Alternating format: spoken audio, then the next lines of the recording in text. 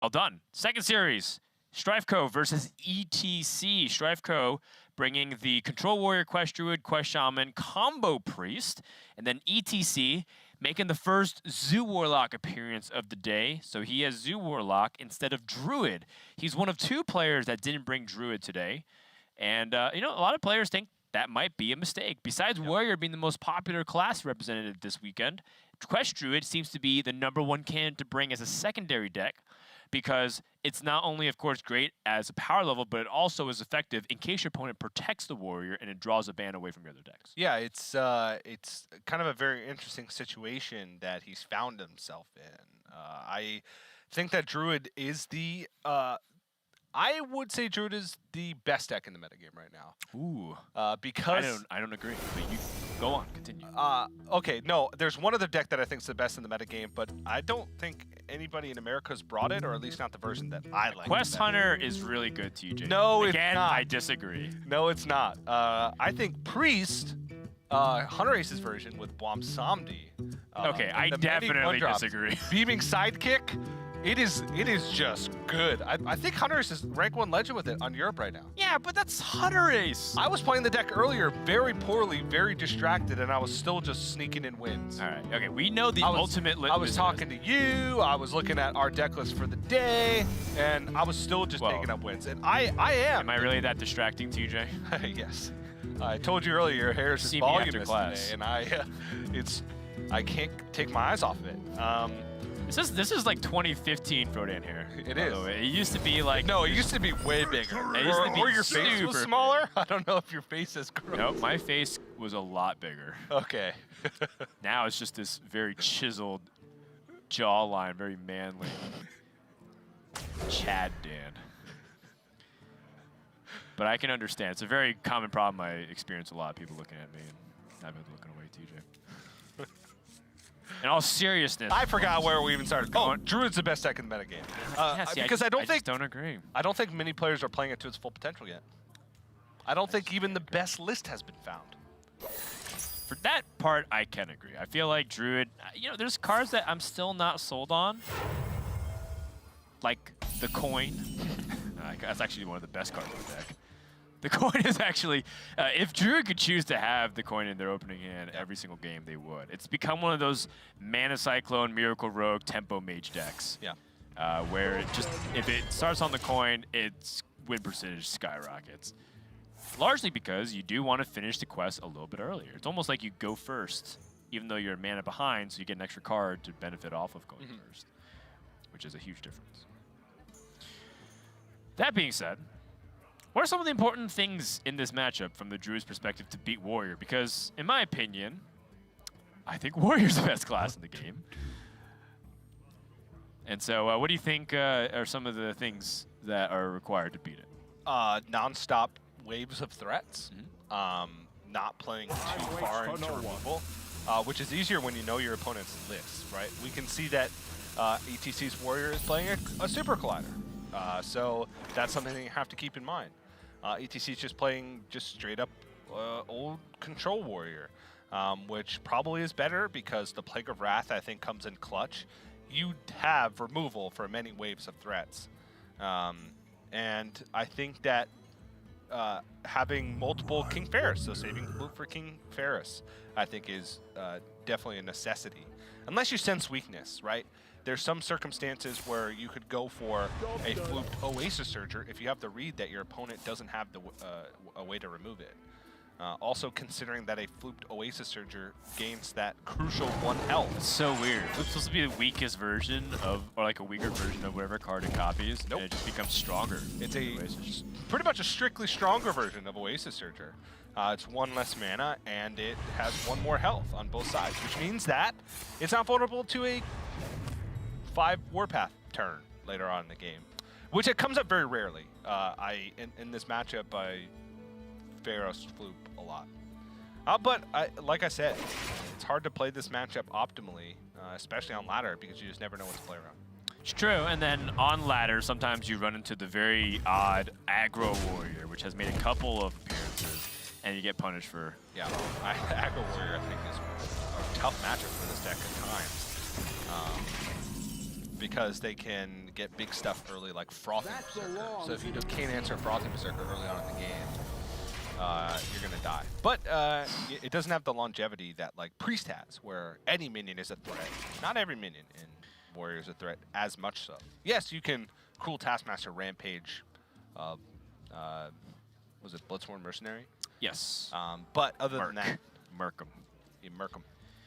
Yeah, you know, I can't really disagree with that analysis. Well done there, TJ. I always forget about Warrior 2, Dan. I think Warrior is the best class in the game, largely because I think that Warrior has the right tools, but people capitalize on surprise factor a lot. Like, if you play, like, Paladin on ladder, it feels like it could be the Holy Wrath or the Murloc Paladin. It is slanted towards Murloc Paladin significantly, but, you know, it's there's all these things. And then at the very end, it's like when Quest Druid has this, like, assortment, you know, basically a sampler of threats. It could be King Ferris, it could be Elise, it could be Chef Nomi, or it could be all of them.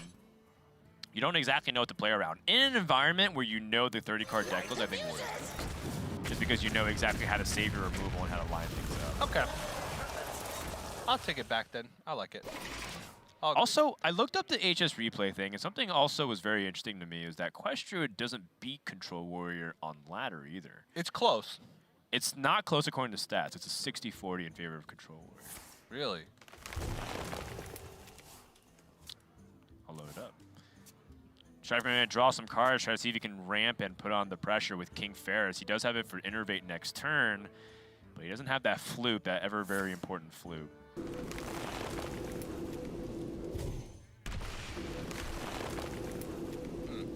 Yeah, I don't know.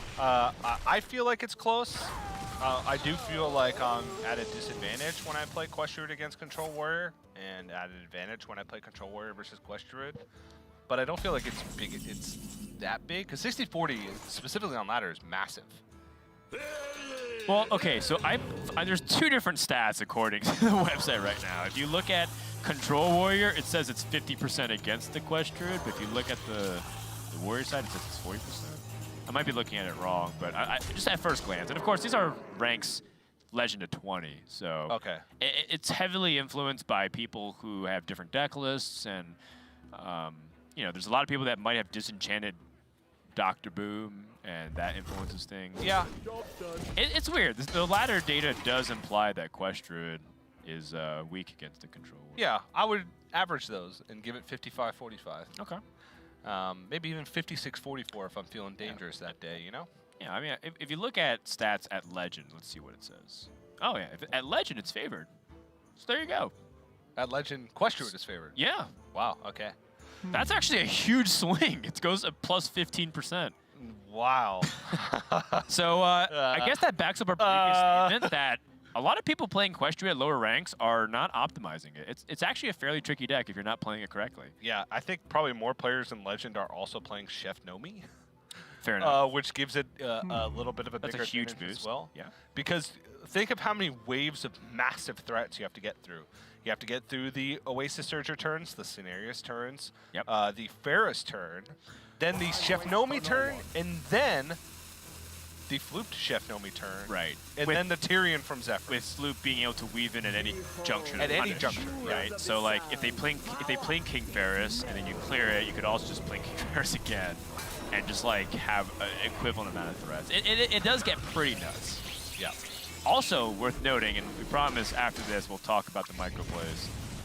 Strifecro doesn't have Chef Nomi. Oh, yeah. I think that I don't know. You can't call it a mistake because you can never expect the metagame. Obviously, he's playing 2 copies of Bees. You can never expect the metagame. I'm going to misquote you on that. You can never expect fully what the metagame is going to be, right? He hedged against aggressive decks. And a hedge just means he took out Chef Nomi and put in a second copy of Bees. Even then, I think Mind Control Tech would probably be Mind Control Tech's probably better, especially that, considering Shaman. Shaman. And the mirror matchup. I think Mind Control Tech is often good in the mirror matchup. So Bees even do besides summon annoying insects that I may or may not be allergic to? Nothing. That's all it does. Well, it builds up a board, so you Cool. can capitalize on scenarios and Power of the Wild. That's about it. Cool. I don't know. I don't like, I think one copy Beast maximum. I don't like any copies of Beast. I don't even like Power of the Wild. I like maximum greed. We got 2 priestesses of a loon. So King Ferris does give information over to your opponent. Yep. One of the downsides of it. Spells, a 5-mana spell, and a 4-mana spell. In fact, Strifecro kind of got the low end of almost every single mana slot. You got a 6-mana 5/4, a 5-mana 3/4, and a 4-mana 3/3. That's just like slightly below the average stat every single cost. Sure is. And ETC, there's only one 5-mana spell in the hand or in the deck, so he knows it's Starfall. He knows that likely Hidden Oasis, a pair of them, because there's already been a nurse used, and knows that second swipe is there because that's the only 4-mana spell. And he's got a pretty easy clear here. Just one a Warpath clears off the entire King Ferris, which you don't always have the luxury of being able to do that, especially at turn 9. So I think that's a pretty big deal for ETC, and all things considered, a pretty weak King Ferris for Strifecro because it didn't force out as much removal as he needed it to. And without Chef Nomi in the deck, he's probably just reloading again with King Ferris. Yeah, King Ferris #2 with an extra wisp. Whew. Nice. Let's see if he can get better stats this time. And, you know, considering that he low rolled there. Well, he got 5 damage. And also, Warpath had been used. If Warpath still was around, this would have been devastating. Also, Restless Mummy is not bad. Restless Mummy's not bad because it'll survive even a Brawl, but Grawl is really bad when random effects are considered because it doesn't have that Battle Cry, so its Death Rattle doesn't do anything. So it's just a 5-mana 2/2, which, I mean, he looks cool, I guess, sucking in water into his big stupid mouth.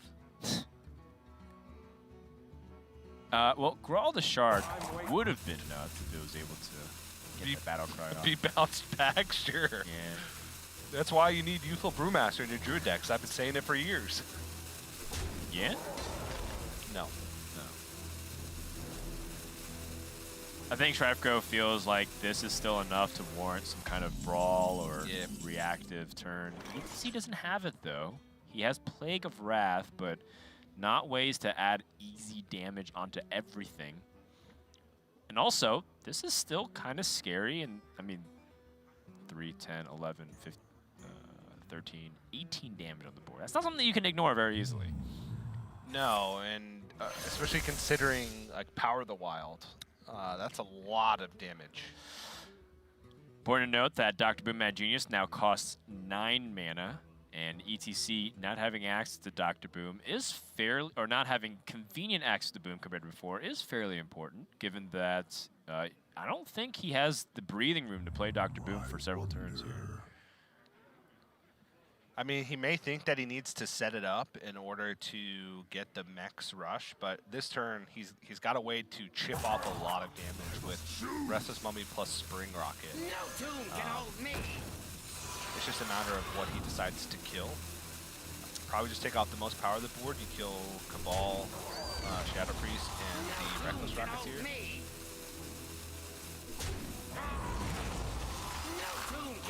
Sure. Because this just takes off less power. But the Mummy maybe is he thinks is higher value. This ends up making Cenarius like you just lose. Yeah.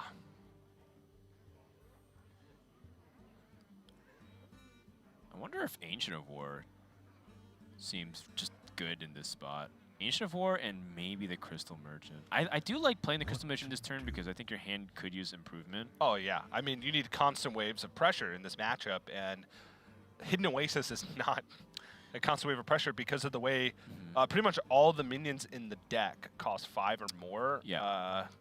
Outside of like a Nubisat Defender, obviously you can play that with Hidden Oasis. So you want like multiple things to play in a turn. Hidden Oasis often doesn't offer that. So Ancient of Lore is like a slight hedge against things like Brawl. Oh, the bees. There we go. Bees can finally do something, TJ. Yeah. It can summon 3/1/1s. I guess since I don't know. This also plays around Omega Devastator, I suppose, by not playing. Ah, yes. Yes, Omega Devastator is a very important one. Because I don't think there was a great spot to use it last turn if you're ETC, so Strifecro can still reasonably think that that is in the hand. Dr. Boom Shield Slam. There's still 10 damage on the board. Oh. Power of the Wild. And also with Strifecro having seen things like the Shield Slam, it makes the single target removal on the Hidden Oasis minion a lot less effective. Yeah. If I'm Strifecro here, I'm going in. Yeah, it's about what you want to do with it. Do you want an Ancient of War? Ancient of War Power of the Wild makes it out of range of Omega Devastator. He has to trade into it or hero power with it. Yeah, and if you hero power with it and then trade into something else, you only have 4 extra mana to work with, which means that you're probably just playing one of these trash mechs that you got from Omega Assembly, which still doesn't fully clear the board, especially since it's a lot of damage that he's taking. Strifecro has used a swipe and he has used his War Druid Lodi, so his ability to burst from hand is limited. So he needs to kind of end the game with minion pressure, and I'd rather do it now than wait for ETC to be able to pick up more removal. So I like just playing Ancient War Power of the Wild and hitting him. Seems good to me. And draw a card. And draw a card. If he draws another copy of Swipe, it'll be good for direct damage. Super Collider not going to be useful in this spot. Yeah, he's already used the first copy of Swipe. He used it to clean up the Eternium Rover board, which was an interesting spot within himself. It was kind of a weird situation where he had a super buffed Eternium Rover. But he was trying to get use out of the War Druid Lodi while he could, because he knew that it was going to bite the dust soon. So it's like, I might as well get the extra damage on the swipe, since that's probably where it's going anyway. Yep. Upstairs. I still realize that had ETC picked up the Kaboom with the Plague of Wrath, would have been the Giga Nuts. The Giga Nuts. Instead, ETC might once again have to go digging with some Omega Assembly plays and then try to see if he can utilize Plague of Wrath that way. Oh, wrong order. Missile Launcher was a battle cry, not an end of turn effect. Well, Vicious Scrap Hound plus Ziliac still allows him to clear off one thing. Does it? He can Shield Slam. Is he still dead? 20. 11. If he just swipes this, isn't he just dead? 25. Yeah. Swipe plus. And Zephyrus. Plus minions on board. Yeah, that's way over lethal because he could Zephyrus for Savage Roar or Bloodlust. Oh. He could innervate Zephyrus Bloodlust. That's insane. You have to innervate first, I believe. Yeah, so it knows that you have the mana, I think. Unless one of the recent AI improvements to Zephyrus has added in the ability to read mana gain effects in your hand. I don't think so. I don't think so. Not yet. One day we'll have technology. Yeah, eventually Zephyrus will just become smart enough to beat every player in Hearthstone in that situation. But for now, Strifecro's going to take that win with the Druid. Warrior taking an L there. And I think that, had ETC picked up a little bit more removal, and also, to the Druid's credit, it just had the Ferris into the Floop. Yep. Into, like, the card draw to keep the gas up. If the Warrior ever got set up, I think my assessment that Warrior was really good. Oh, that was I think that was a pretty hard low roll from ETC. Didn't pick up Brawls, didn't pick up any activators for Plague of Wrath. It was second Warpath or Kaboom from Dr. Boom. Didn't hit Omega Devastator with either the Omega Assemblies or pick up an Omega Devastator naturally from his deck. Sure. All of those things could have helped him in his win. So still inconclusive, but I think Warriors favored in that one, and that was just a rough game for ETC. All right, we'll see if ETC can pick it up in game number 2 here, but Druid is off the board, so we'll find out what happens when we return to the Hearthstone Grandmasters for Americas. Esports is home to many competitive formats, each with their own unique variants and rules. Today, we're going to break down one of them, the Shield Phase Conquest format. And here's how it works. To start, both players bring 4 decks, each from a unique class. The match starts with a Shield Phase. This is where both players choose one of their own decks to protect, making it ineligible to be banned. Once the Protect phase has ended, both players will then ban one of their opponent's decks, removing it from the pool. Each player then selects which of their remaining decks they would like to play first, before beginning the first game of the series. When the first game of the series is over, the winner's deck is removed from their pool of eligible decks. Both players then select the next deck they would like to play. The loser of the first game can choose to replay with the deck they lost with, or they can choose one of their other 2 available decks. In best of 3 conquests, the first player to 2 wins is the victor. In best of 5 series, such as those in the semifinals or finals of major events, the first player that makes it to 3 wins takes the W. It's that easy. Shield Phase Conquest allows players to showcase their skill set across different classes, while still giving them the opportunity to play the deck they're most confident with. Now that you've got the download on Shield Phase Conquest, we wish you well on your deck building adventures.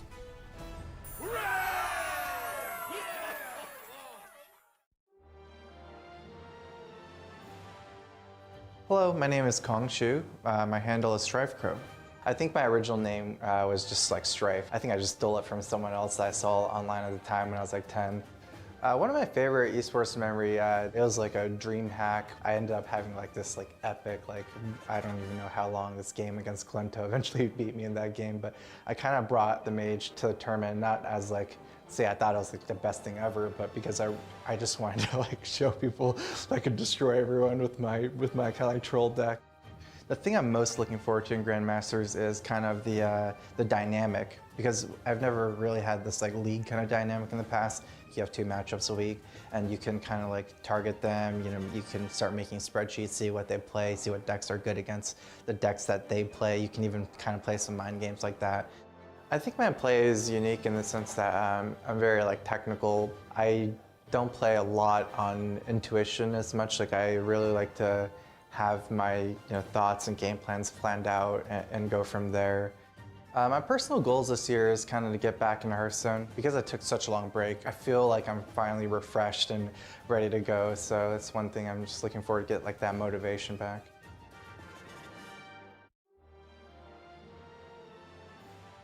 My name is Fei Liang. My handle is EPC. Before Hearthstone, I was playing World of Warcraft, and when I saw Elite Tauren shift, and I think the card is pretty cool, I'm gonna try it. I think the style I like the most is combo deck, because there are a lot of win conditions and there are a lot of ways you can win the game. My son plays Hearthstone sometimes. Is he good? He got rank 9. He likes Zoo list. Are you going to teach your daughter to play Hearthstone? Yeah, of course. Do you think that she'll be better than him? Probably yes, because I think my daughter is way smarter than my boy. Getting #1 in Grandmaster is gonna totally change my life. I think it proved myself, and my kids are gonna be proud of me.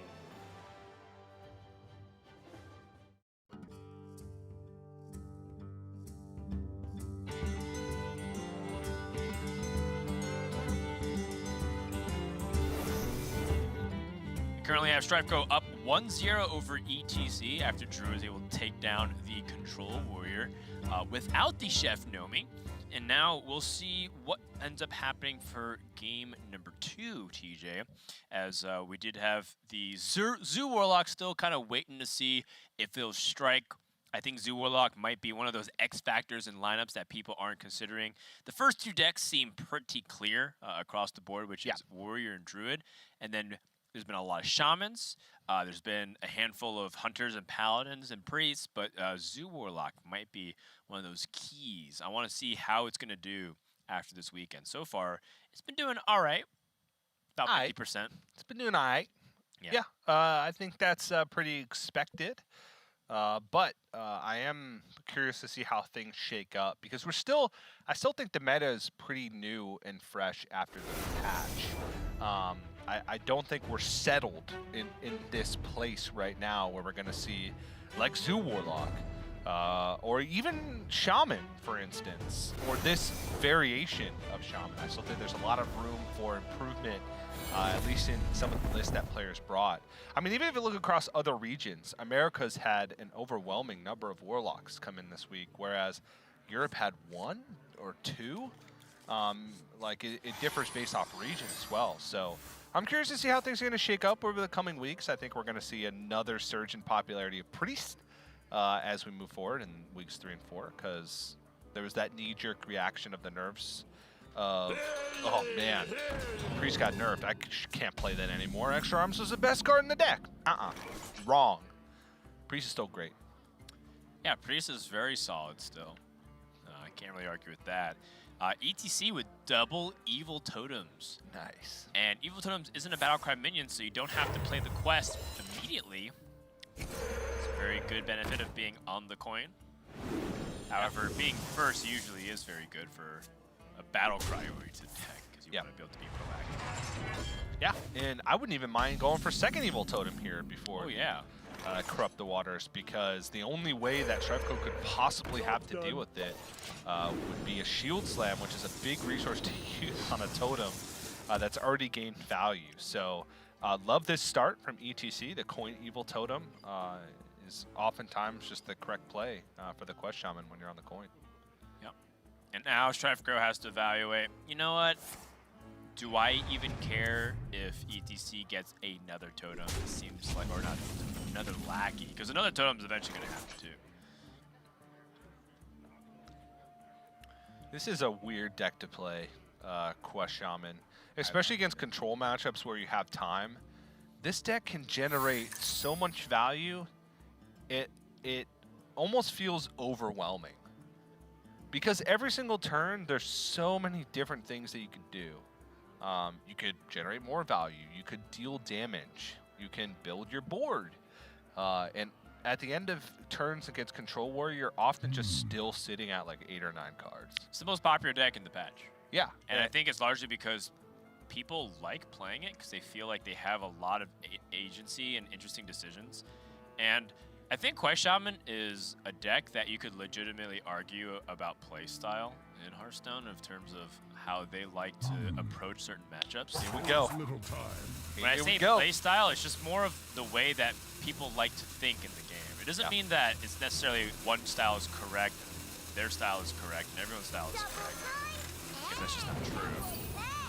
But it's a strong likelihood that we have a deck that I think 5 different pros will play it 5 different ways. Yeah, and it's such a great tool for arguing with those players who say that there's no such thing as playstyles in Hearthstone.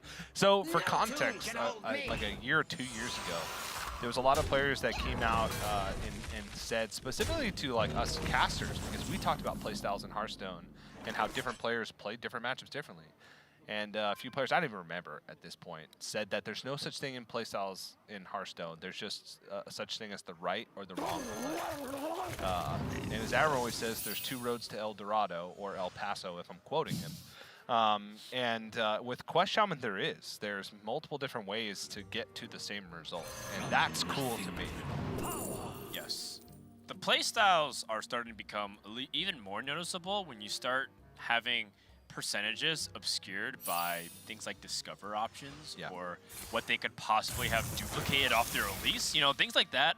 You see how players instead take a safer approach, or some players take a bolder approach, some players split it down the middle. And that basically describes the entire spectrum of hot, medium, cold. I personally feel like as the Shaman, I like a more proactive game. I like developing stuff, forcing your opponent to react to it, and then being able to utilize your hero power in the late stage of the game to overwhelm your opponent by having more card-for-card value. I don't win very often with Quest. So I don't think that approach necessarily works out a lot of times, especially against Control Warriors, but it doesn't stop me from doing it. I like dealing 36 damage over 2 turns with Kobold Lackeys and Barista Legend. That's what I like doing. Right, but you don't get the guarantee of that a lot of times. No, but I try. Yeah. You gain a lot of lackeys with this deck. A lot. Yeah. And but yes, you're not guaranteed kobolds. You only need 3. You only need 3 to get it done. I wonder if ETC is contemplating a pick on Hagatha scheme. Hex is the best individual. But Hagatha scheme also gives ETC the possibility of storing up a way to finish off well, not finish off, to clean up what Warrior is trying to do, which is eventually outlast a Shaman and then build a board for themselves. Yes. Which I would say, if there's one thing that Shaman doesn't do well, it's like deal with a wide board state. No. Like especially two Mordants.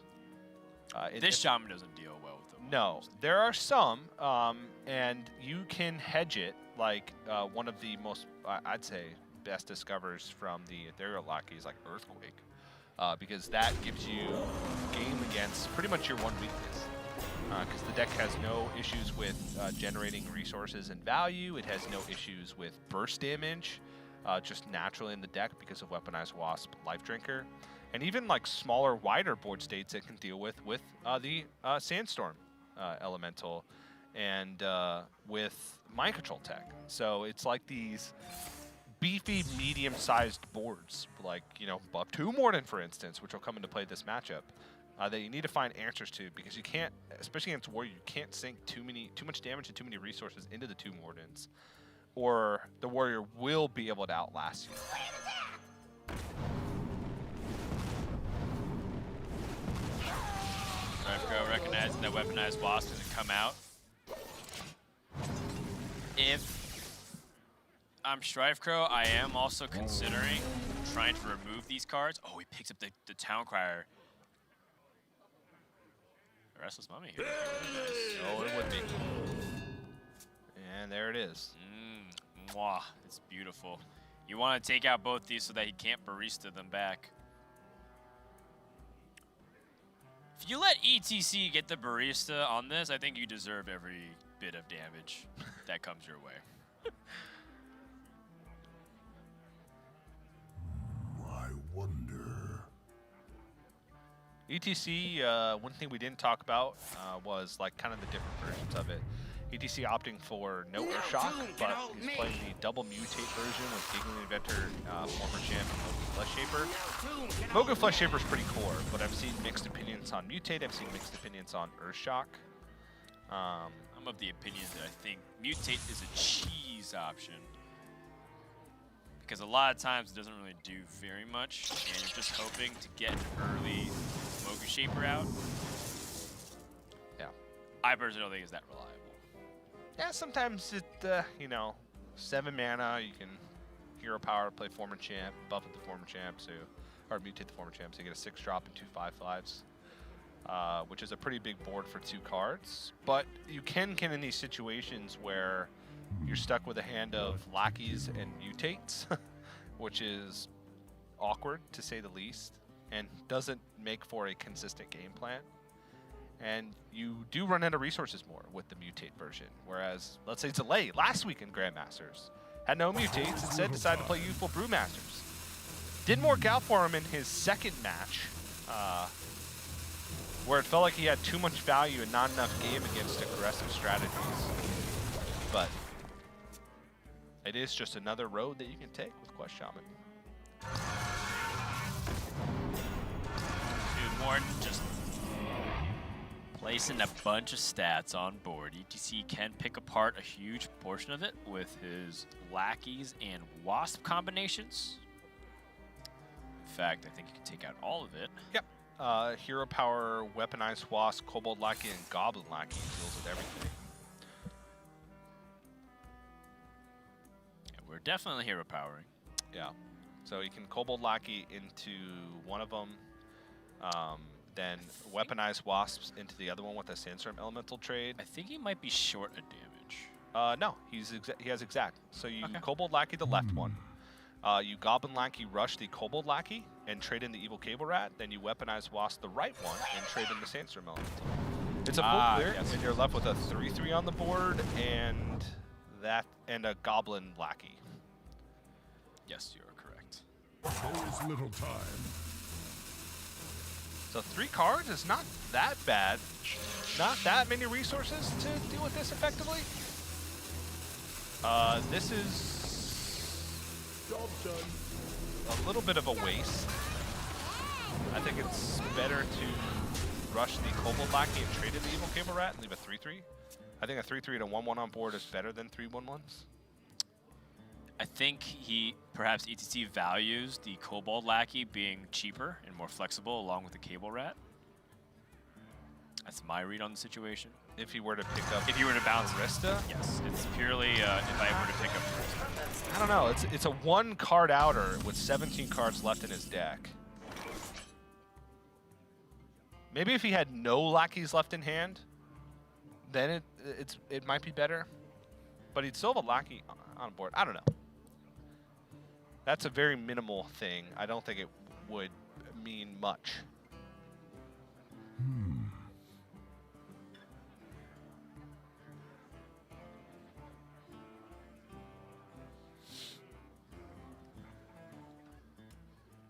This is awkward. The double mind control techs, the life drinkers, not really making too much progress. What to do? Yeah. I'm somewhat tempted to just go for the Giggling Inventor. But I think it's not that powerful here. I think the only reason why is because, one, it's expensive, and then two, it builds up a pretty decent board so that if you do end up getting things like Ethereal Lackeys and whatnot, you can use things like Bloodlust and Stormbringer.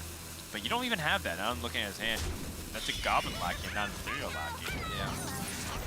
He does have 1 Evil Cable Rat and a Sludge Slurper left in his deck, so he has generation left for lackeys.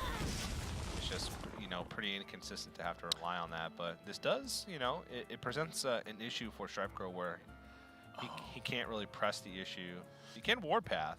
Yeah, so the thing about this too is that by playing Giggling Inventor, it also lets your opponent develop more into Mind Control tech, so therefore you can get value off of that. However, Strifecro picks up Snip Snap, and he can snip the left Warden and then snap the right Warden and then snip one more time the Eternium Rover and spread it out. Yeah. Play around all the Mind Control techs. Yeah, and there's no Earthshock in ETC's list. Obviously, ETC picked up a Hex, which will likely come in handy. Right. That's why you I wonder. snip snap. And then snip Dodge. again. Yeah, you snip and snap, And then you snip. and then you snip. Yep. Snip, snap, snip.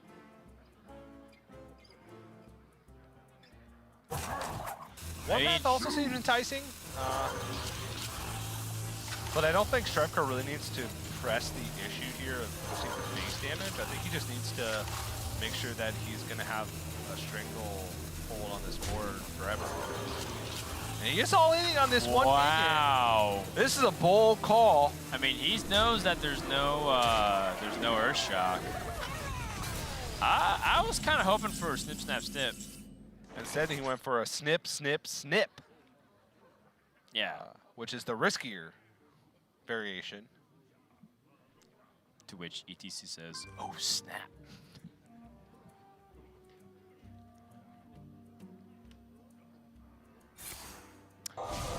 Wait, no, I get it. What? By placing the snip snap on the center minion, ETC can't trade and then start mind control typing.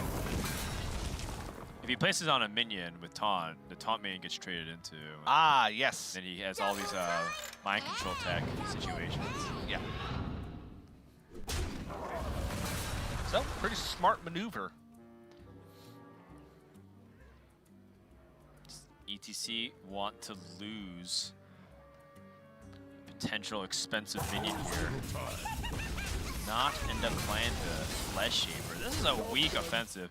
And I've run into this problem a lot as Quest Shaman. Exactly the position that ETC's in, which is I had so much stuff and I did nothing this game. I played like 10 lackeys. I hero powered a ton. Why am I not winning? Then I called Blizzard customer support and I said, I'd like to report a bug. Look at how many lackeys I played. Now look at the results of the game. There's like Doesn't match up. There's like a 50% chance that Mogu Flesh Shaper turns to Gilnean Royal Guard every time, and it makes me very upset because I'm looking for higher impact 8-mana minions. Yeah, I mean, there's only 2 8-drops in the game. Engaging TC1. Gilnean Royal Guard and Tyrion Forgery. That's Yeah, it's one or the other. Well, ETC still does have a lot of draw left in his deck. He's got both Novice Engineer somewhere down there, Sludge Slurper, Evil Cable Rat, Barista Lynchin, Shudderwalk, which is pretty insane at this portion of the game. With 2 brawls in hand, I think Strifecro is okay to use Warpath in this position. If your opponent plays that Shudder Walk, use Brawl, they play all those stuff and develop after the Shudder Walk, he's good. Just needs to chill, essentially. What's ETC gonna do? Hero Power Mogu Flesh Shaper? Nice. Okay, that's a good draw. That's a very good draw here for ETC. Yep.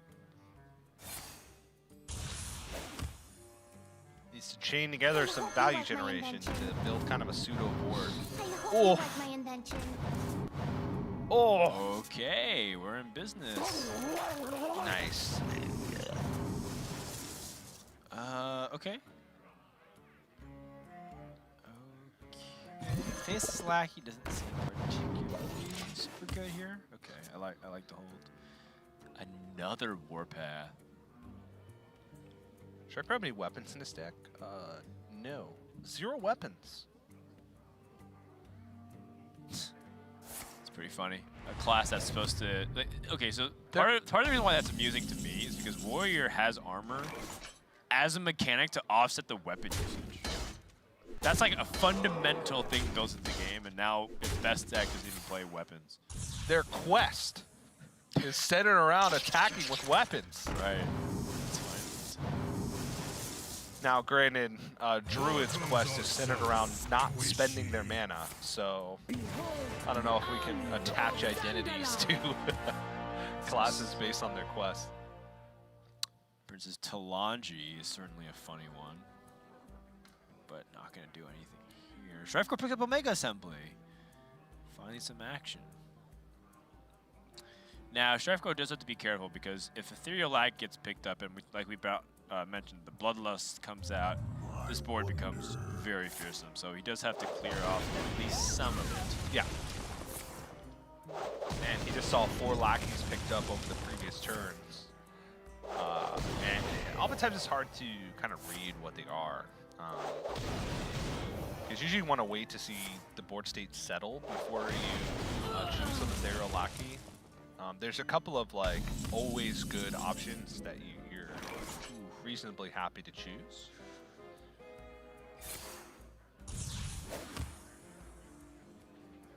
I want the Face Lackey. I hope you like my invention. Ooh, box launcher on the Novice Engineer. Yeah, that's big. Faceless Lackey. Maybe he doesn't want to draw any more cards because he's getting very Okay. close to fatigue, and if he I want to draw Shudderwalk. Oh, because it's another draw in the Shudderwalk pool. Yeah, because the double battle cries, when you double a battle cry, it doesn't count as another battle cry for Shudderwalk. But if you box launch your minion back and then play it again, obviously it does. Why not the Kobold Lackey, you think? He just wants another 3/3 on board since he saw Warpath. Why not play Kobold Lackey, bounce it back, and get more Kobold Lackeys in the pool when you're dealing damage to your opponent?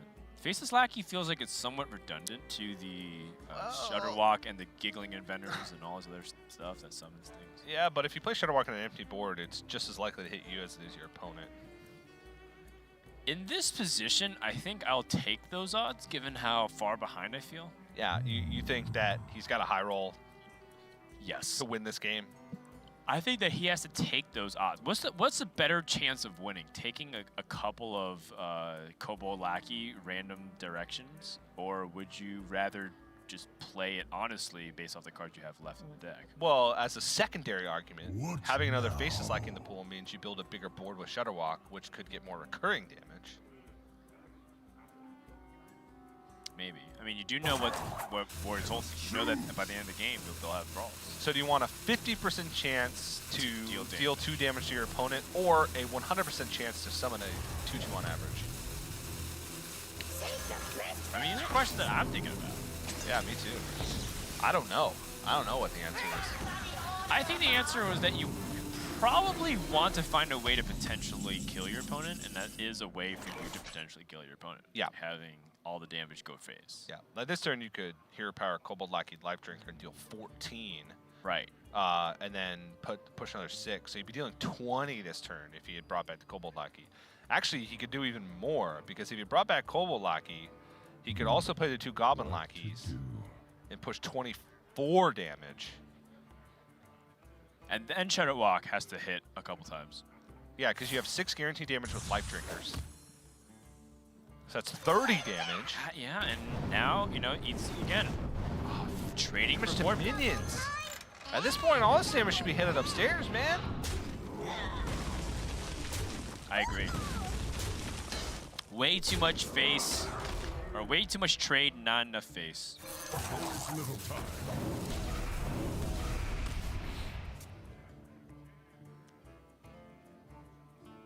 Strifecro can play Dr. Boone Mad Genius.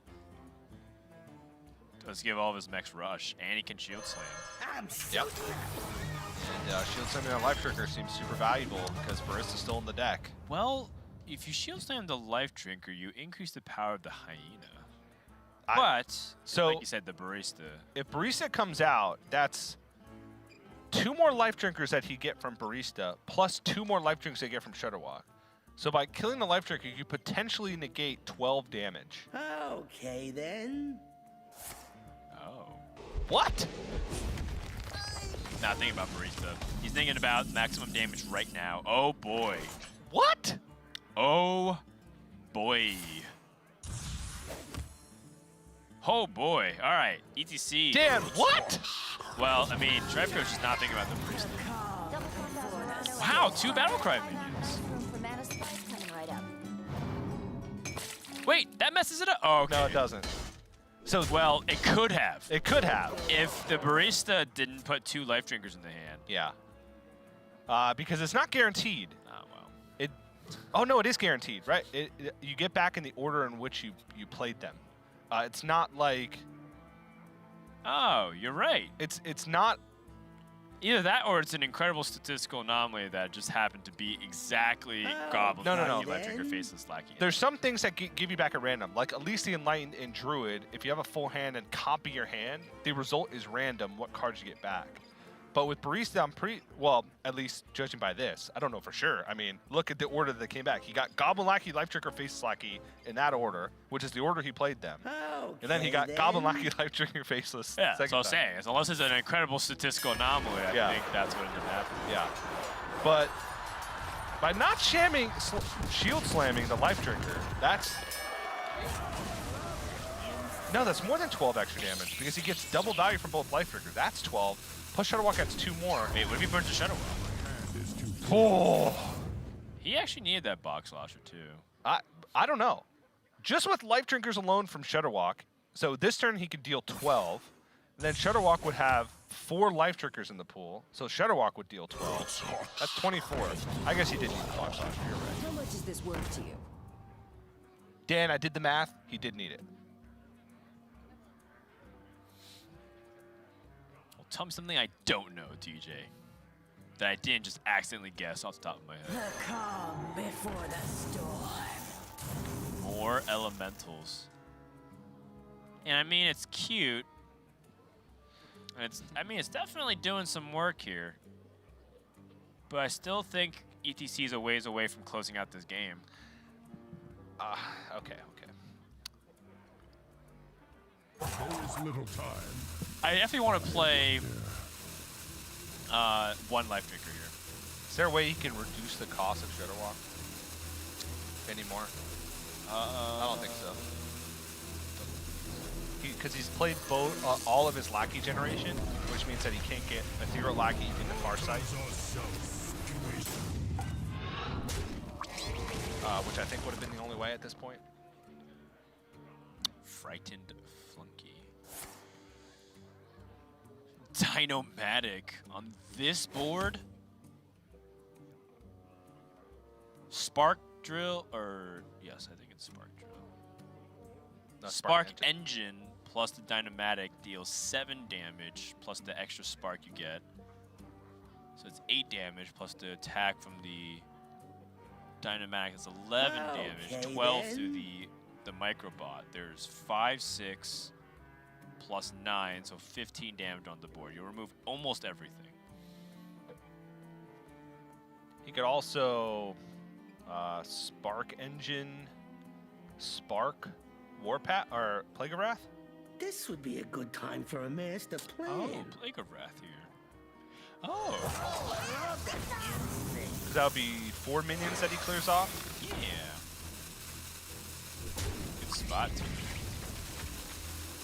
like that's what Strifecro is aiming for. Then it's like, do you take off maximum power or do you take off the Dark Frog? Yeah, I mean, Dark Frog is just...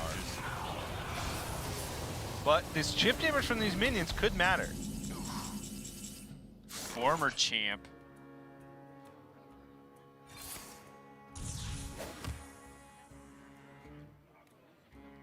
All right, it's starting to get kind of spicy. Yeah. Sting like a bee.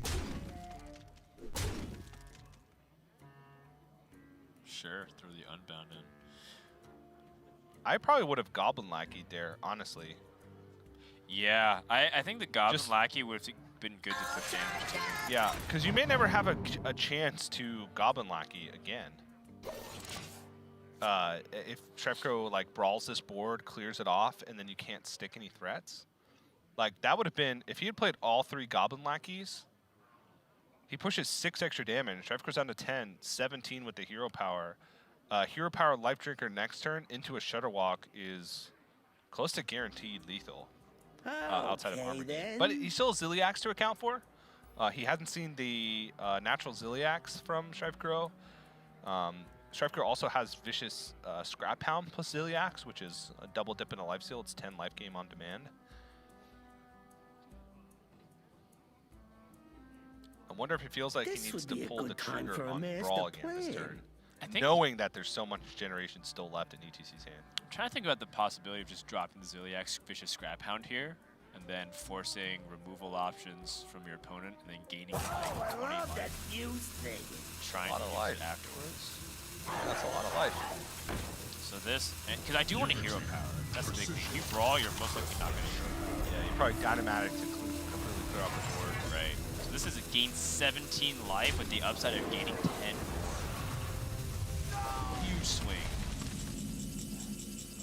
Okay, mutate. Oh man. Starlight. Battle Cry with Celestial Emissary. Oh. That and a spell. Ah, jeez.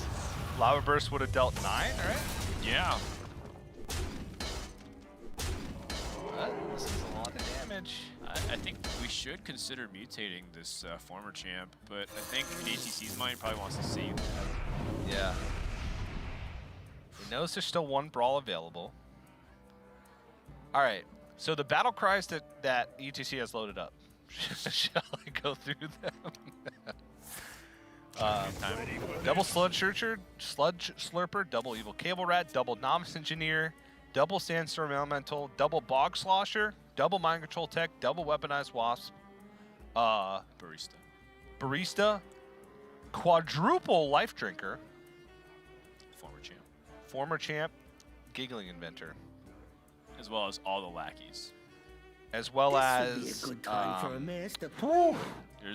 there's a lot of goblin lackeys, probably around 5 or 6. There's like 4 faceless lackeys. There's gotta be at least 2 or like 3 kobold lackeys. 1 ethereal? Just 1?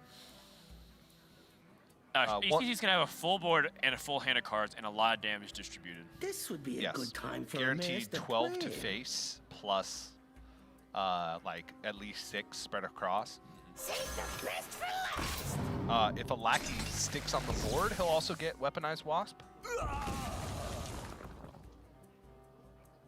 Oh, I love that you Light the fuses.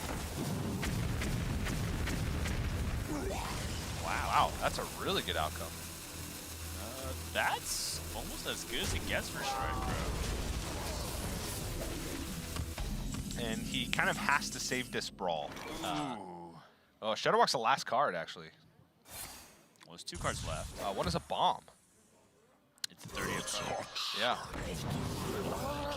I mean, depending on how you look at it. Murlocs, but he has no Murlocs to play. It just, that faceless lackey summoned 2 of them. Yeah. So ETC knows that Strifecro has to brawl the Shutterwalk turn. So he's just going to load up everything here, knowing that Shutterwalk's his last card. Omega Assembly #2. That's actually pretty big here because it allows him to clean up this board very likely without having to use the Brawl. So then he just has to survive Shudderwalk, which is just a Brawl and should be okay. And then he has to survive all the nonsense that he generates. Oh, that is not that good. Well, Dynamatic is still very effective in this spot. Kill off one of the Murlocs. Tunnel Blaster? What? Okay. That has to be the pick. Yep. Strifecro thinking about like what else is important to kill here. Highest power. So 3-2? Probably. There's no way that Murloc can sabotage you. It can. If a Bog Slosher bounces back a Murloc, the Angler, it just like summons back more Murlocs. I guess Unbound Elemental. He hasn't played a Witchy Lackey. Out of all those lackeys, there was no Witchy Lackey. And how much damage is ETC going to take here? I guess he's only drawn 2 cards. Like, he's only played 2 Novice Engineers. So, he'll take the bomb damage plus 3 points of fatigue. All right.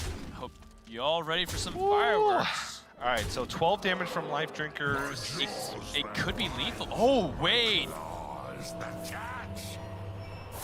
He can't play any cards. I think he's killed him. Or he has a full board.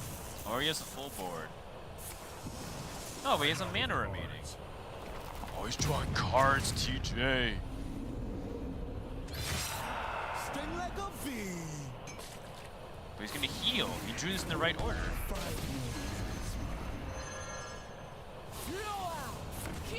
Immortal Prelate!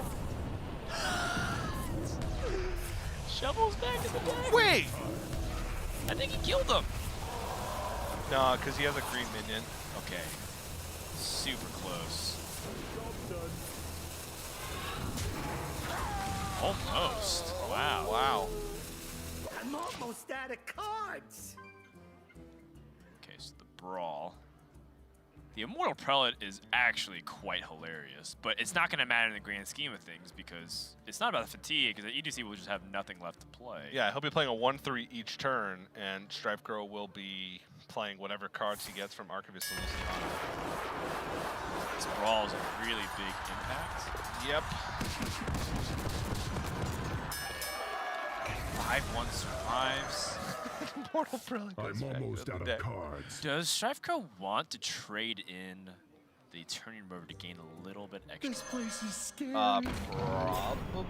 2 more in. Doesn't reach any breakpoints. So ETC didn't pick up any Kobold Lackeys. If he picked up 2 Kobold Lackeys, the game would have just ended. Right. It also has an Ethereal Lackey. Yeah, that's a potential out. I think his out might be a Stormbringer of some kind. Or just double burn spells. Double burn spells are also a possibility. Yeah. I'd go for the Eternal over here. I'm afraid of ETC's Lackey generation. The Evil Cable Rat.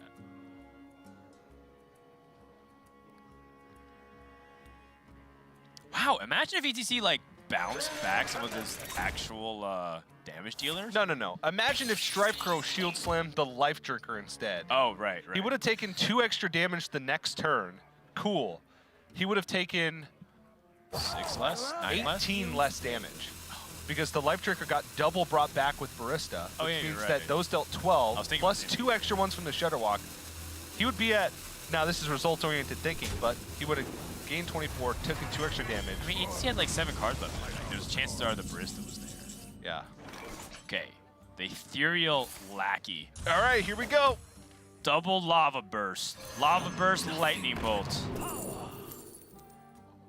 Bloodlust is like a tool that can be used, but your board's gonna get removed every single turn. Okay, Bloodlust at least gives me some hope that I can win this. Even though it's most likely you can't. What? Well, you can force Strifecro to not be able to play Archivist Elysiana and take fatigue damage? Stormbringer! But it's the same as Bloodlust. You need a board for it to be good. Well, you can play it next turn. You can play all your cheap stuff and then Stormbringer. So he get 3 legendaries. Maybe more. Little time. Sting like a bee. Big Bad Voodoo. Yep. So the hot shot is a 5-drop, I believe. So it'll summon a 6-drop when it dies. I'm out of cards. Last Shrek card. was on fatigue too. Yeah, this is what I was worried about. If he never finds an opportunity to play Archivist Elysiana and doesn't roll Blast Shield, maybe he dies in fatigue before he kills ETC? So the plan is to play Tomb Warden and then try to rely on your taunts. Finish off that way. Yeah. You can alternatively, no, you can't afford to try to kill the Big Bad Voodoo. I feel like that's a disaster waiting to happen. Because if it becomes an unkillable minion, you just wasted your entire turn trying to. Yeah, like if Damage Stegatron pops out of the hot shot, then. Maybe a Tomb Warden here. Tomb Warden and Zap Face, so he can't get a 6-drop, an impactful 6-drop off the hot shot. I guess he wouldn't be able to trade it in to the Tomb Warden because it'd be 3 attack. If he deals 3 damage, it would be a 4. Yeah, I think I want the Zap to 7/7 and then play a good time for a master Yeah. plan. And this is actually, I believe, the 3rd point of fatigue that ETC is taking because he took 2, I believe, before he shuffled in the Immortal Prelate. All right, we get 4 minions. Oh, second. I thought he played double Novice Engineer, which would have drawn 2 cards, which would have put him 2 points of fatigue. Maybe I'm wrong.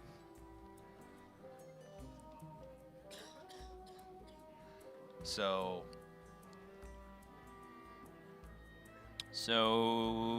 trade Galvanizer, Arcane Servant, Goblin Lackey. Thank you, Goblin Lackey, the Arcane Servant, trade into the 2/2.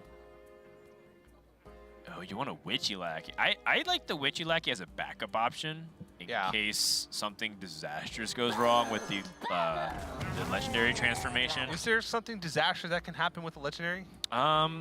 There's like symmetrical effect type stuff, like a Barongeddon that you might. Barongeddon, I think you'd love to see right now. Sure.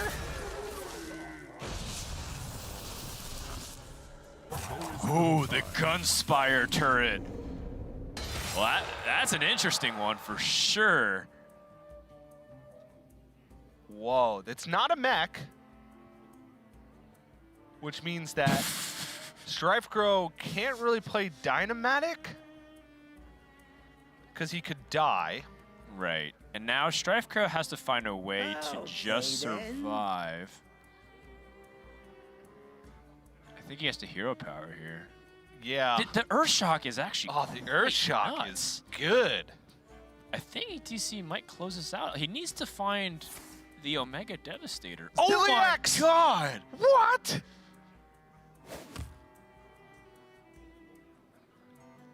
Is he still dead? He can Ciliax onto the Tomb Warden and kill off the Countess Ashmore and gain 6. So we go up to 13, taking 2 points of fatigue next turn, so 11. Alternatively, he can magnetize. He can magnetize onto a 1/1 and then shield slam, which I think is the better course of action. Oh, he's all-inning. He's still alive? You sure? Yes. He takes 2 points of fatigue, so he's at 11. There's only 9 damage showing on board.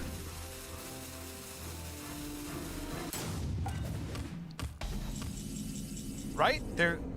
Or is he taking 3 points of damage? It doesn't matter. That only takes 2. That happens. And then he loads up the board. Wait. But what about the counter swing? He's taking 4 next turn. There's 6 on the board. Plus 3, so 9, 12. Sorry, no, 9, 13 damage. He has to trade into one of these minions. Otherwise, he dies to like a single point of damage. Okay, 6 on the board. Well, Clockwork Automaton would end the game. Because of the zap. It would deal 6. Right, so now this Clockwork Automaton doesn't end the game. Because it's 6 plus the 4 plus the 3 on board. He's alive by 1 HP. But Safeguard. Okay, Safeguard. Safeguard zap? He's operating with perfect information here. Yes, and he takes 3 damage next turn, so he has to not take. He has to take at less than 4 damage. And not kill off the Immortal Prelate? I don't know. So let's assume that Strifecro has... Okay, so he dies in 2 turns fatigue no matter what, so he has to play Elysiana next turn.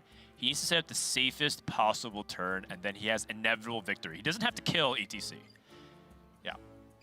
If he plays Safeguard and Hero Powers face, he actually is alive.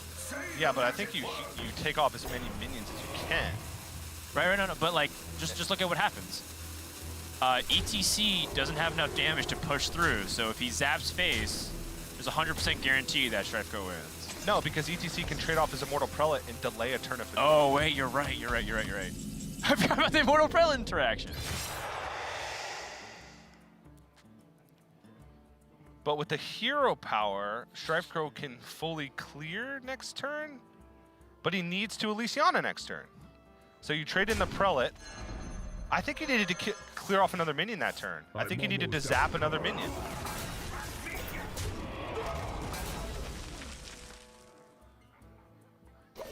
Yeah, he needed to zap a minion and clear off a minion.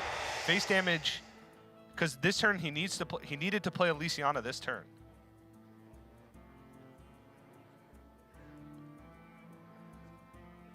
Oh, wow, you're right. Yeah, Strifecro needed to kill off another minion that turn. Yeah, he got too greedy then. Right? Yeah, so he needed to safeguard, and then trade into the Cenarius or the Cragwall. Probably trade into the Cenarius, because then the Cragwall has to go into the safeguard. You have a 1/1. Yeah, he had a 1. Oh wait, if he also got Blast Shield, he would have been fine too. If he also got Blast Shield, he would have been fine, but you can never rely on that. Yes. So let's see how it would have panned out. He would have zapped the Cenarius, trade over it. He would have had a 1/1. The Cragwall would have had to trade the Immortal Prelate and the Cragwall in, and then this turn he would have Elysiana'd, and then he would have been at 4. No, he was dead anyway. Yeah. No, because the Safeguard still would have been alive, so he would have had to trade into the Safeguard, and that's the turn he plays Elysiana. So Safeguard would have been alive, and then he would have been able to play Elysiana. So, Strifecro takes 4 damage of fatigue next turn. And the Immortal Prelate. We weren't sure if it was going to make the biggest difference in the world, but ETC gets there by the narrowest of margins. That was an incredibly close game, back and forth. Incredibly close. And there was so many mistakes made on both sides. Yes. And we're talking about how these decks can be some of the hardest that can be navigated through, and there was still optimization on both sides. So let me tell you something. That was some sloppy Hearthstone, but that was some really entertaining Hearthstone. Oh, jeez. That was very sloppy. Oh, yeah. Barn burners, they call it out there. Not shield slamming the Life Drinker, I think, probably the biggest. Sure. Or bouncing back other things that can deal damage in general. But I do like the overall macro play from ETC, because I think he understands what he needs to be getting across the board, which is like pressuring the warrior. He threw a lot of damage into minions, which we kind of criticized, but at the end it paid off because he went so deep into fatigue that if he had taken more minion damage, he would have died. But also at the same time, it would have forced Strifecro to trade in minions, because Strifecro wouldn't go for an aggressive game plan. And then Strifecro, operating with perfect information that last turn, left himself 100% dead. Yeah. Unless he rolled Blast Shield, which you can't really rely on. Or if he gets a zap. He wouldn't have been able to get zapped because he had zap. Oh, yeah, you're right. Or Kaboom? Kaboom could have killed him because of the... Tied. Could have tied. Because he would have tacked all 3 and then Kaboom. Yes. Or Kaboom. So... You're leaving it to chance. You're leaving it to chance. There's also a delivery drone that could discover a magnetized minion. Yes. So also you're leaving it to chance. But I mean, so if you think about it, he got one of 2 options that just did nothing for him. Yes, but at the same time, he had one option which gave him a near 100% chance to win. Okay. Actually, there's only one option that didn't give many plays whatsoever, which was micro. He's got Blast Shield, Delivery Drone, or Kaboom, which are 3 of the other 4 options. Yes, but if he plays Elysiana, he 100% wins. If he trades in Cenarius, his Safeguard dies, but then the 0/5 taunt is still there, and then he plays Elysiana, ETC attacks into the Safeguard taunt the next turn, and he attacks face with Elysiana. I know, that part I agree with. Yeah. I think he should have done that. I'm just saying, I'm just trying to fully flesh out all the possibilities of what was So he still had like a 30 to 40% chance, where like 30 something, to 40% chance, something along those lines, because you consider 20% chance as a guaranteed win with Blast Shield, and then 25%, because there's 5 heroes. oh yeah, 25% chance as a guaranteed win with Blast Shield. Right. Meanwhile, we have Warrior vs. Warrior, so we have time. Yeah. And then you have how many magnetic minions are there? Let's just be very generous and say 50% chance off of a delivery drone to win the game. 50% chance off a delivery drone to win the game, and then a 75% chance off of Kaboom to win the game, because the Black Howell Gunspire, or to tie the game, which actually Strifecro would have won the game. So it would have been a 75% chance to win the game, because both players get a win and he was 1-0 up. Also, he only would have damaged the Gunspire turret once. He's at 4 health. So the Gunspire turret wouldn't even have landed the critical hit. It only does 3 damage per hit. Oh yeah, so that would have been lethal as well. Would have been lethal as well. So a 50% chance, and then we'll give him 25% chance off the Discover. So he took the line that gave him a 75% chance to win. And he lost! Instead of the line that gave him a 100% chance to win. I like 100 a lot better than I like 75%. Even if it was 75%, because we're saying we're saying the delivery drone gives him 50% chance. So it's like a 0.5. Anyways, the point that we're trying to drive at is that there was a lot of math going on, and somehow Strifecro gave himself a chance to lose, and he was punished. And that's what you want to see, because in a card game, when you have all information out there, you should theoretically, especially at the Grandmasters level, be able to play optimally. I don't care if you're hungry or you're jet lagged, or it's a Tuesday morning and there's the solstice, according to the astrological sign, is messing up all the predictions and messing with your juju. You should be able to play optimally. And in this position, Strifecro dropped the ball and fumbled at the goal line. So now we go into game number 3, Warrior versus Warrior. And it's Control Warrior versus Control Warrior, with nothing fancy going on in either of the decks. Both players have Archivist Elysiana, which is standard for Control Warrior, standard for most Warriors nowadays. No Baleful Bankers, no Azalina Soul Thieves, just good old-fashioned armor up, pass, don't draw cards, Control Warrior. Yeah. What now? I thought we were going to dodge them today, Dan. Yeah, we were on a good pace. I'm like mad at Strifecro now, because not only has history been rewritten, but now we're kind of at this mercy of Warrior versus Warrior, which, we understand could go for not only a very long time, but also you're putting yourself in a position where, the matchup is a lot of times end up decided by things that you don't really get to have a lot of agency with. And like Archivist Elysiana choices. Sure, or even just when you get to Dr. Boom. Yeah, Dr. Boom's in your bottom 10 and it's in your opponent's opening hand. You're at a significant resource advantage in a specific deck list matchup where you don't have an advantage. In fact, ETC might have a slight advantage, if only for the fact that he's cut some cards that are not as great in the matchup, like Town Crier and Dynomatic. He only has one of each.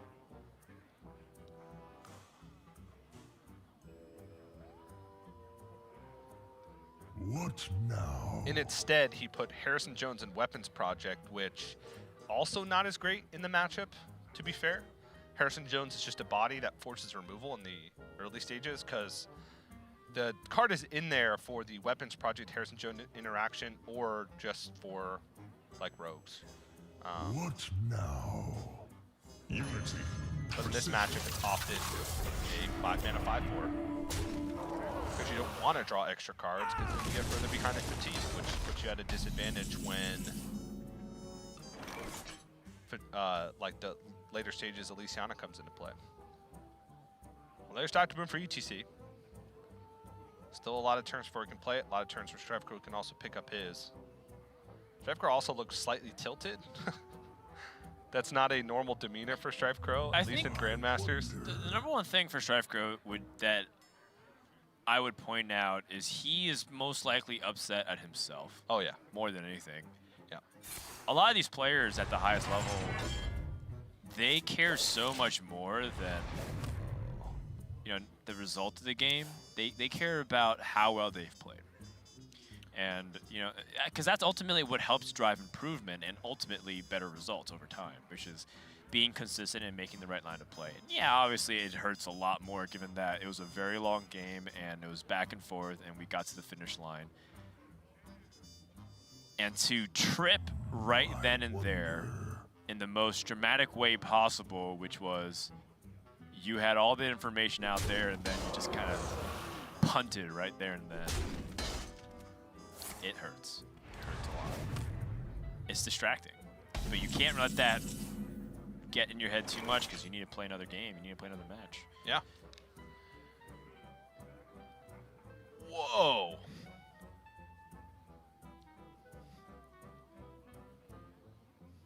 Whoa. So ETC hovered over Warpath. I think armor is actually a fairly important resource in this game, given that the farther ahead you are in fatigue often is the difference maker, and if you have life, it often becomes the difference maker of the fatigue matchup. Yeah. If you have 10 extra life, that means you have an extra turn or two in fatigue. So ETC with the Warpath and the Plague of Wrath is an investment to the future. You might look at that and say, that's a little weird. But if Strifecro magnetizes onto that Eternium Rover and keeps gaining armor, it's a problem. Also, Conjured Mirage, that's a way to stop fatigue. I honestly liked the Conjured Mirage there, because it's almost a guarantee to shuffle back into your deck. Yeah, and even if you play it one time and draw it That's one fatigue. Yeah. And ETC has already shown that he's okay drawing a little bit of cards. Yes. Because of the shield block. Now, the shield block is likely to be equalized by the second Town Crier from Strifecro, because ETC only plays one, Strifecro plays two. So I think maybe that plays into his mind, like, okay, for the most part, drawing one card is not that big of a deal, especially since he was trying to look for a better way to deal with that Eternium Rover Ziliax combination, which is annoying. Plague of Wrath sometimes can be a tough card to use in the matchup as well, so getting it out of his hand this early could have that effect where it allows him to have more flexibility with his plays later on, easier to use a Mega Assembly right on 10, that kind of thing.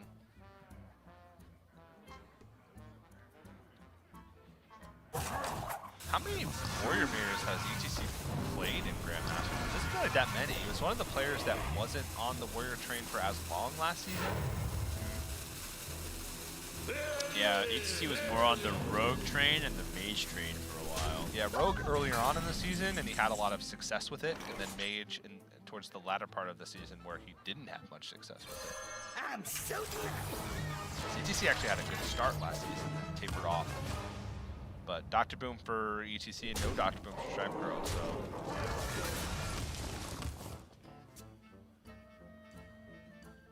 Yeah, Strifecro could be in for a tough one. But we'll have temporary board control because ETC has no mechs in hand. And we'll have to rely on a Mega Assembly, and there is a chance that a Mega Assembly ends up whiffing and not getting anything significant here.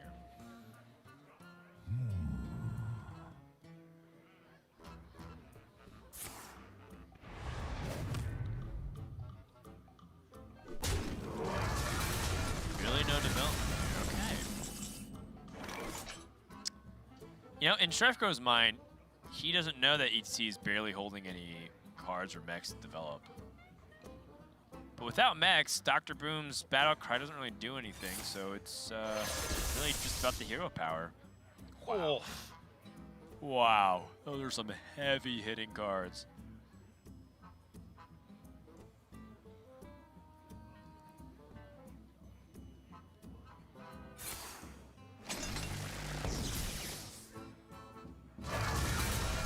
Just playing the missile launcher. Missile launcher is pretty mediocre. It's not really like a card that will help turn tides of a warrior mirror. The reason why I would like a missile launcher because it feels like a buff for a mech.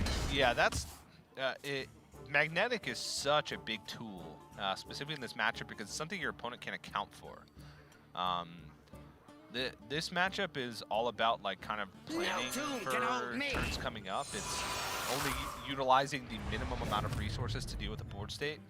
And having a magnetic minion can punish your opponent for doing something green. Like if they leave a mech on the board to set it up next turn for a better removal, and then all of a sudden you magnetize a missile onto it. Oh my goodness. We were pulling out our Mega Dio. Oh, jeez. A lot of ways to deal with it, but just the one buff, and the fact that this is a copy. So he's presenting a big board that requires removal and then still has the Armageddon left in his deck.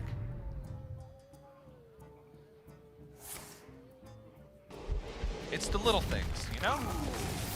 It is. And Strifecro now forced to shield slam twice. ETC getting the big armor. That 7 burst is huge here.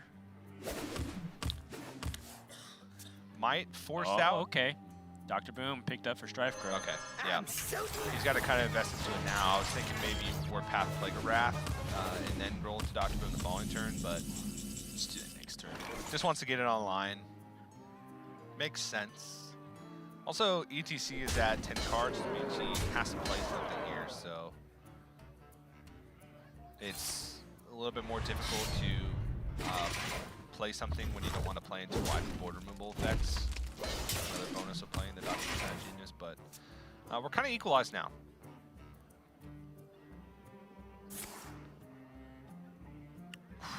The Omega D.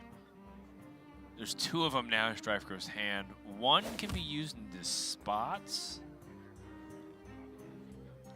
And then Restless Mummy will help take care of the other portion, but That seems decent to me.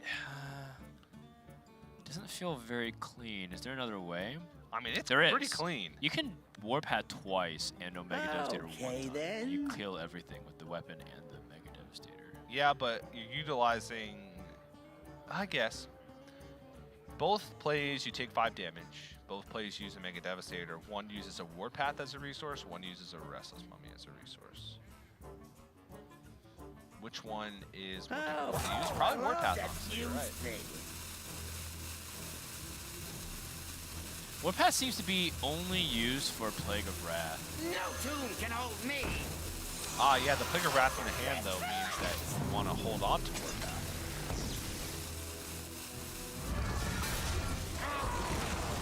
No tomb can hold me.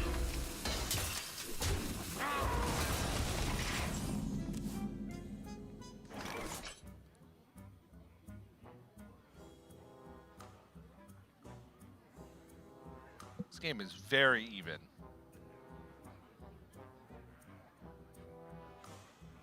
I'd say ETC might have a slight advantage just because he forced out a lot of resources on things that were generated from not in his deck.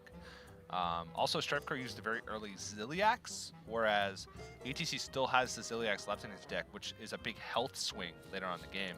Strifecro used it for tempo to keep pushing damage, and he wasn't able to capitalize on it as much because ETC made back the armor with a blast shield, effectively. So I would say maybe slight advantage Tomb can ETC. hold me. We'll see. At this point, when the game is super close like this, the choices from Elysiana actually make a pretty big difference. And we actually have a lot of games still have to play before we get to Elysiana. Yeah, both players do have their Dr. Boom, so it'll come down to how they manage their resources. Strifecro, if he can pick up an Armadillo himself with a fighting flunky, with a massive power spike. This place is scary. I see it. Another Conjure Mirage opportunity. I think that is the pick, and Strifecro just doesn't believe in it. Yeah, you tend to train yourself to just glance over it because it is such a weak pick in literally everything but a Control Warrior mirror. I'm actually quite shocked, because now he would have had 2. He would have had 2 shuffling in his deck. And it's only 4 mana. And eventually your opponent has to kill it. Because it offsets 1 fatigue every time it's drawn. I'm just having a hard time trying to like think of the downsides of it. The downside is you don't have a board. Right, but it's The not like upside is so much upside. The upside is insane. Because eventually your opponent has to use a resource to kill it, like an Omega Devastator, which he used on the Sunwalker anyway. Right. And if ETC doesn't react to it right away and lets it shuffle back into the deck a couple times, then you've offset 2 fatigue if you get to play it twice.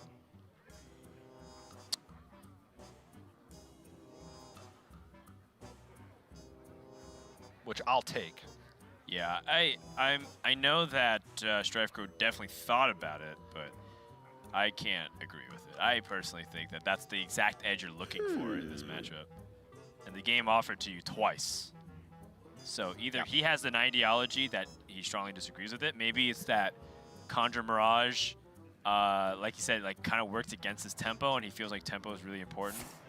I don't know if it's I feel like you often are planning for the Elysiana stage.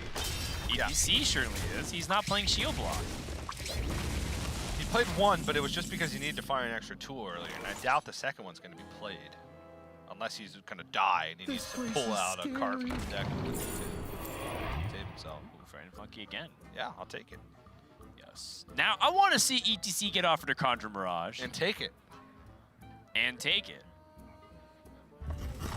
Looks like he's going to go for just max mana expenditure here with Super Collider. Notice that he doesn't have to worry about weapon removal. Not that Super Collider is that massive anyway. I mean, it plays around 2 Mordants, sure.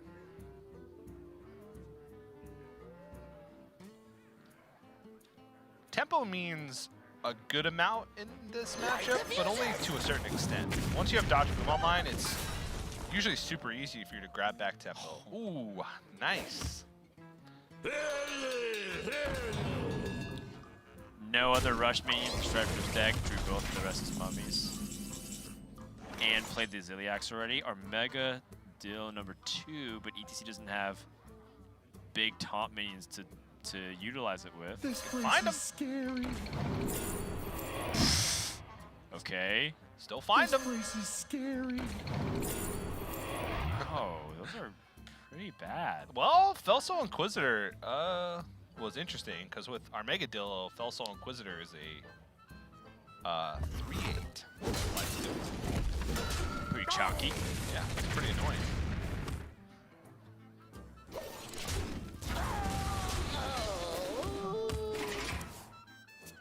And ETC starting to amass quite the life total advantage here. Yeah. Life duel advantage definitely mattering, but for now, still have yet to get to that stage. Also, if we were very honest too, how often does it come down to the very, very last points of fatigue? It oftentimes ends up becoming the I don't Elysiana know. tempo, right? I don't know. It's like What cards you get off Elysiana, and then if you're able to generate tempo with it, like people get Boom Reavers. even just last week we saw it come down to almost the last point of fatigue.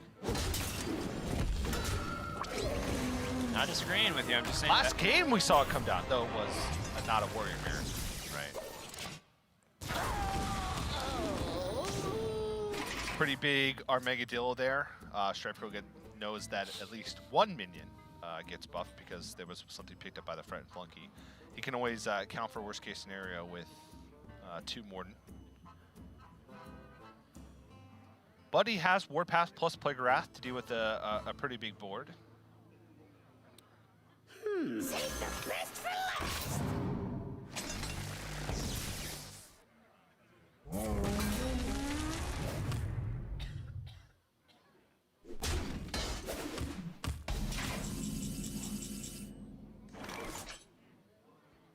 All right, that's just a lot of armor that ETC is going to be able to gain over the course of the next few turns.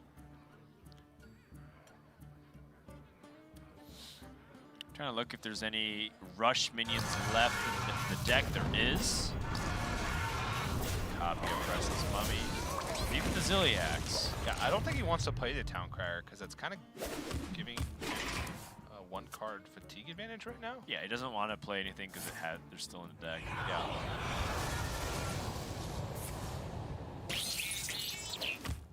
The Micro Squad. ETC can now gain some of that armor. This place is scary. Mashhawk Enforcer is really annoying. Yeah, that survives an entire Omega Devastator.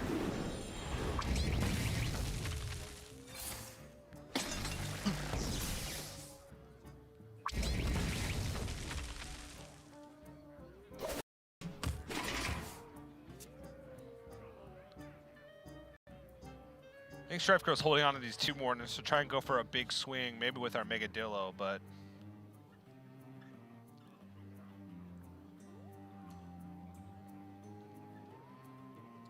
at some point he's got to kind of spend cards here. Okay then. Because he's got 2 shield blocks, 2 Omega Assemblies. Doesn't want to play the shield blocks. Omega Assemblies can't play those unless he has an empty hand. So he kind of needs to start dumping stuff, especially since he has Delivery Drone. So he needs to play a card to activate Delivery Drone. And that can't be 2 Morden. So maybe it's double Warpath, Delivery Drone, look for a cheap mech. His This would be a insides good is time actually for the a most master awkward plan. part of this board state right now. Because he doesn't want to skip Delivery Drone. That's one of the hero powers that you don't want to skip. Oh, I love that fuse thing. He could burn a card. I think he has to dump at least something. Burning a card, what is he really afraid of losing? Our Megadillo, probably. I guess he's gonna skip Delivery Drone. The Nalgidon theory. Microbots again. That's the first time you point out all game long. No, because I needed to wait for a significant sample size. And so far he's gone to Microbots 4 times in a row every other time. That's all I'm saying.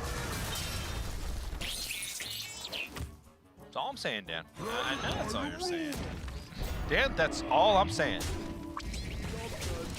Volunteering. Okay, well, ETC has broke his. If that was Blast Shield, it would have held true. Because he went Blast Shield every other time for 3 times in a row, but has broken that Well, chain now. it's a 50% chance according to you, so. No. Nalgidon series, 100% chance that every other time you get the hero power. But it's broken. Using the scientific method, we have proven his theory wrong.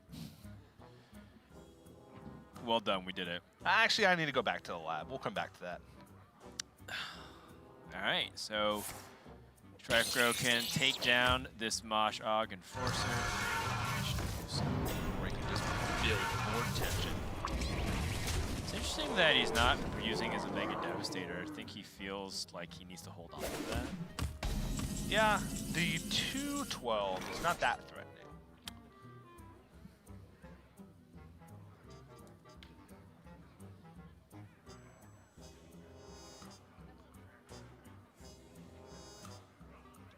Or is it?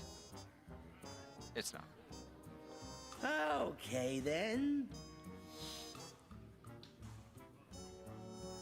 ETC has 2 Brawls. This does feel like an opportunity to use Brawl in the sense of getting value off of it, but you do end up destroying your 2-8 a lot of the time. Okay. Brawl's a card that's hard to get value off of. ETC goes digging. Delivery Drone. finds the Bulldozer, Safeguard, and Coppertail Imposter. Coppertail's Imposter is interesting with the Snip Snap in hand.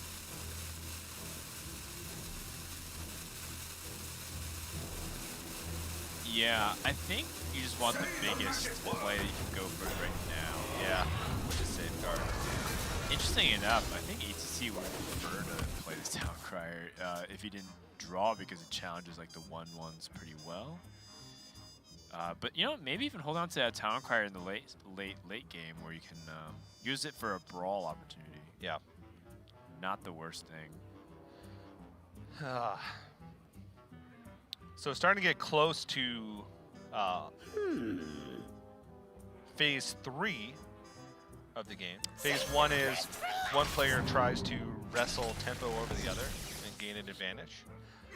If that fails, phase 2 is both players keep full hands and just expend one resource a turn to try and keep status quo. Phase 3 is they enter fatigue and play Elysiana.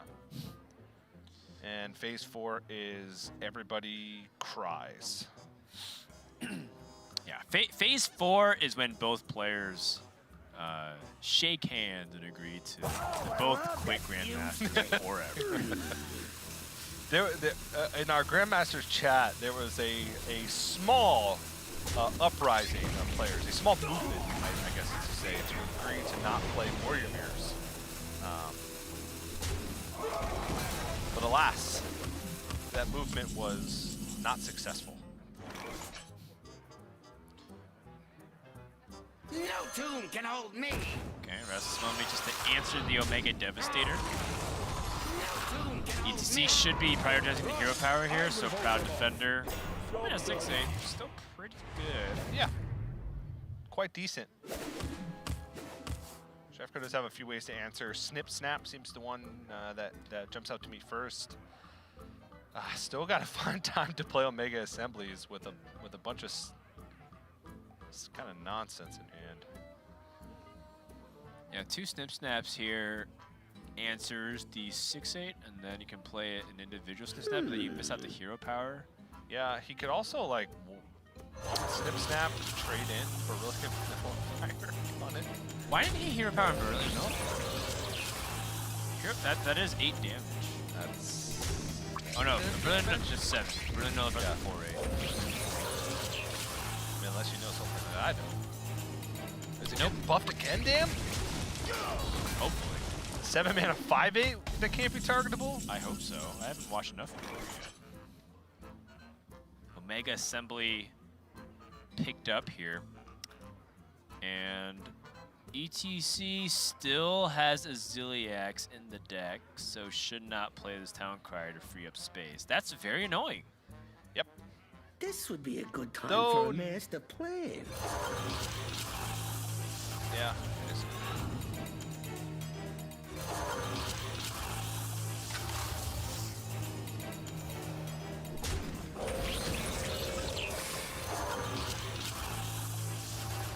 ETC fighting back.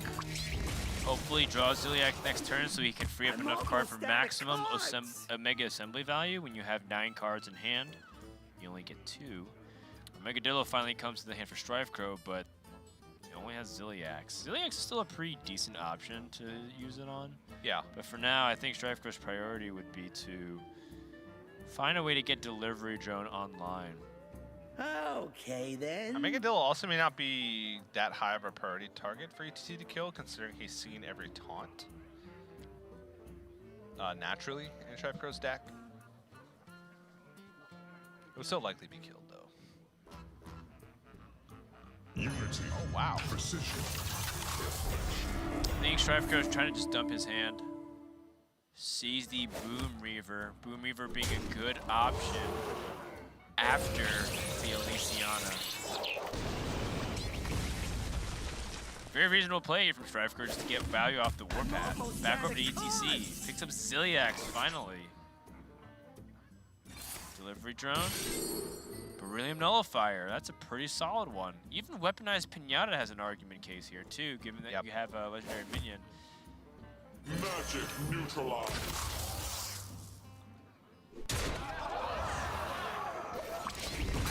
That's it.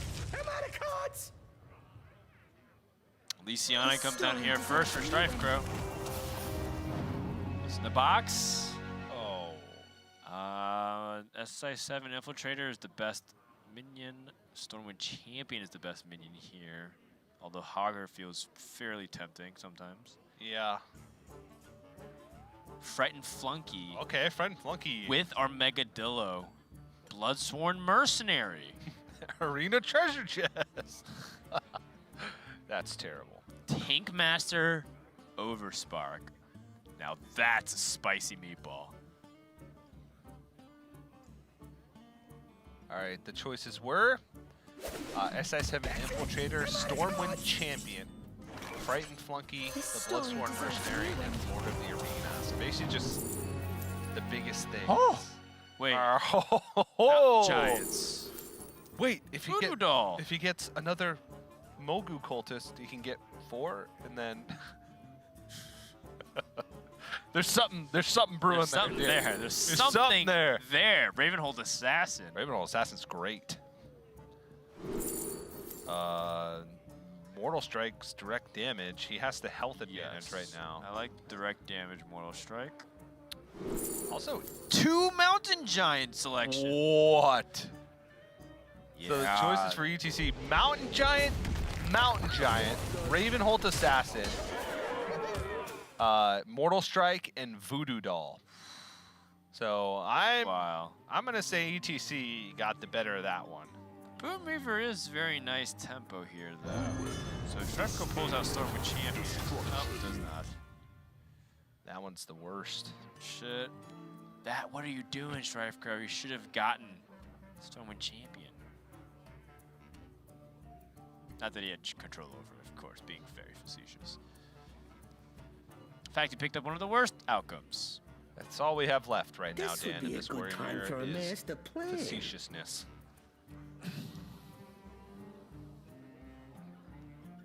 Our dignity has been stripped away. We're laying naked on the caster desk for all people to see. Just barren. Okay. Oh, I love that fuse thing. Is it worth Strifecro to take down this mech minion? That's what he's thinking. He's not wanting to get magnetized further. Yeah. Huh. The one thing going for Strifecro is that he has 2 Omega assemblies. If he had the fatigue advantage too through like a card draw, I think I would have also argued that he would have been Maybe a Conjured Mirage or 2, yeah, perhaps? Maybe it would have been all right. Turns out Mountain Giant can't answer Conjured Mirage by itself. Turns out Conjured Mirage answers Conjured Mirage by itself. Okay, then. Still very disappointed by that.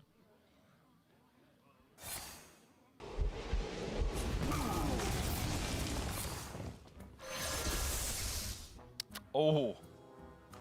That is some big time draws. Clockwork Goblin shuffling a bomb in. Yeah, that's just extra guaranteed damage for ETC. Picks up a Mega Devastator as well, so he's able to keep securing tempo. And, I mean, he has a 46 health lead right now. That's a lot of fatigue differential. It's a lot.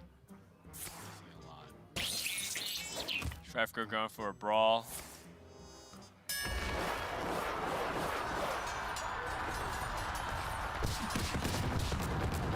Does it win? Does it? Hard to tell. It's relatively ambiguous. Still can't play Omega I think Assembly. he's just trying to dump his hand. He has to play the 3-3 here. I think the Omega Assemblies are going to be much more impactful to win the game. Yeah. Than trying to like land some elaborate Bloodsworn Mercenary card. Though he could magnetize Brilliant Nullifier next turn and then Bloodsworn Mercenary after he trades over something, but that's too much wishful thinking, and also since he would have to skip a hero power. But yes, 3-mana Mountain Giant Very mountainous. We saw in Europe there was players putting Mountain Giant in Tempo Rogue. We saw Sea Giant in Season 1, Water Rogue. Now we see Mountain Giant in Season 2, Earth Rogue. Security Rover. Brilliant Nullifier is really good too, given the context of the hand. Yeah, Earth Rogue. Now we just need Molten Giant to be back in Standard. Have you ever been to the Earth Shelter? Where? Really good. Where? There's a few. One in Los Angeles. There's one in like Orange County. Is there one in the Inland Empire, Dan? I think so, maybe. Really? Is there anything in the Inland Empire? My house. Are there other humans in the Inland Empire? I think so. I don't know. I feel like I just drive and I drive and I drive, and sooner or later I find myself past a Joshua Tree. And then sooner or later I'm in Reno. And I'm like, you know, I might as well just throw away all the money I would have made casting Grandmasters at Vegas. Okay, then. Then sooner or later you see me with a homeless sign. Us Inland Empyreans are offended. All 12 of us. Imperials. That's not... No, you're right. Okay, then. That's the correct pronoun for people from the Inland Empire. All you Inland Imperialists. From the Inland Empiricals. And people not from California are like, Inland Empire? What does that even mean? Inland Empire is east of LA, northeast of LA, where right now it is a very cool 115 degrees Fahrenheit. It's warm there. It is so hot. It gets warmer in the summer, but colder in the winter. Yeah, because it is literally the desert. No, right by the mountain. I lived in the Inland Empire when I was first getting started in StarCraft. You lived 10 minutes away from where I live now. Yeah, in Rancho Cucamonga, where I once drove 15 minutes in 150-degree weather, and my pants literally melted into the seat of my car. Did you have chocolate pants? I know you're into some weird stuff, Dan, but I think chocolate pants is a line too far. Did you not? I wish. Make this cast a lot more interesting, that's for sure. I wouldn't be hungry anymore. That's right. We wouldn't even need catering. We just have your pants. This would be a good time for a master plan. To which case I could actually say, eat my shorts. Well, I'm going to try tri-tip pants. Great choice. Not in this weather, though. It's a little too hot. Meanwhile, Strifecro is very much dead. Yeah, he's 72 to 15 life. Strifecro has very little comeback mechanics. Magic neutralized. Not really a fair fight. The one difference is the Omega Assemblies that Strifecro's saving for next game. I mean, maybe this Microbot Beryllium Nullifier minion sticks for the rest of the game. Yeah. It needs to attack. Well, the Security Rover gets it. But yeah, if it attacked 15 times, it would have killed it.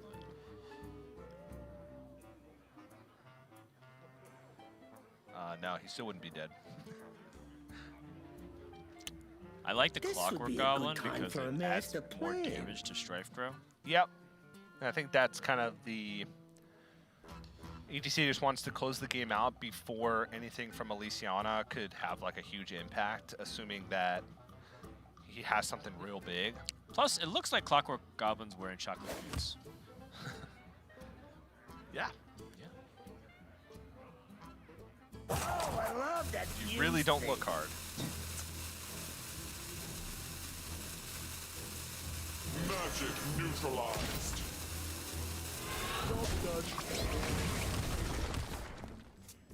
That are Megadillo value. Lords of the Arena. Infiltrators of SI7. It is just so weak relative to what ETC. At least Strifecro gets to dump 2 cards from his hand.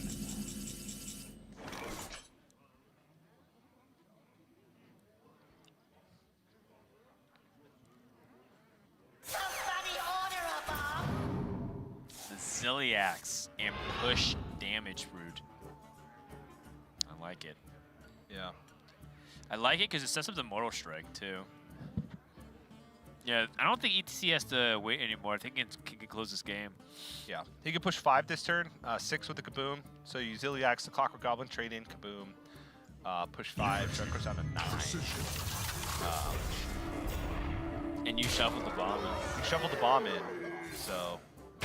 It's very close. It's 2 bombs left in the deck. I mean, because he had the other Clockwork Goblin that was generated from the delivery drone. So ETC's thinking outside of like another Elysiana, like a reset from Strifecro. If he got Elysiana from Elysiana, which is a possibility. Is Strifecro going to seriously end this game with not playing a single Omega Assembly? The gates are open. No, he's going to play this turn, right? Right. Okay.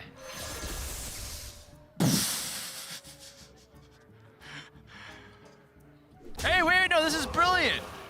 He's not going to draw a bomb. He's at full hand.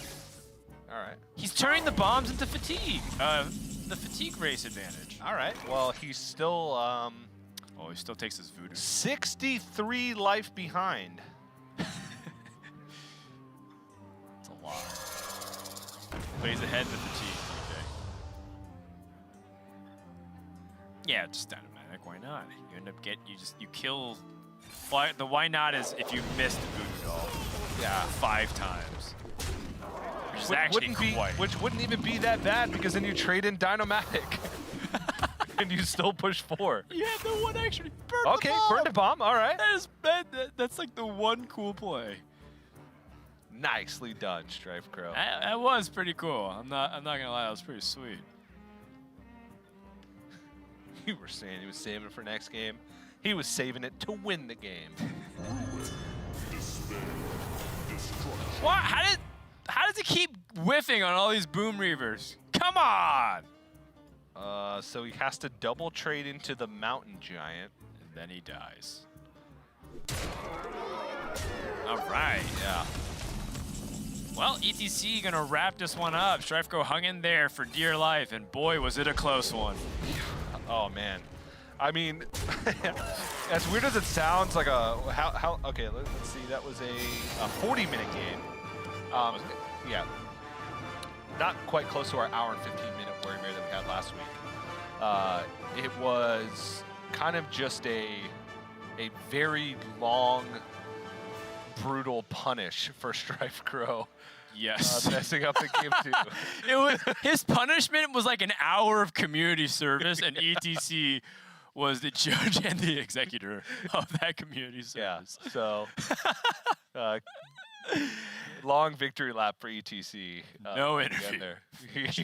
for Strifecro or for ETC. Yeah. Actually, I feel like we should interview Strifecro after that, but I think he just wants to get a move on with it. Yeah, we'll just let him go do his thing. Whew. I mean, all right, it's kind next of a brutal game. way to lose.